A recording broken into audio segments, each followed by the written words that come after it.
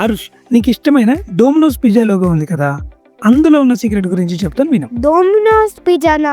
చెప్పు డాడీ చెప్పు. ఈ పిజ్జా అంటే నాకు చాలా ఇష్టం. ఈ లోగోలో ఒక బాక్స్ మీద ఒక డాట్, ఇంకో బాక్స్ మీద 2 డాట్స్ ఉంటాయి కదా, దాని మీనింగ్ ఏంటో తెలుసా? అవును, ఎందుకు డాడీ అలా ఉంటాయి? మొదట్లో డోమినోస్ పిజ్జాస్ 3 స్టోర్సే ఉండేయంటారు.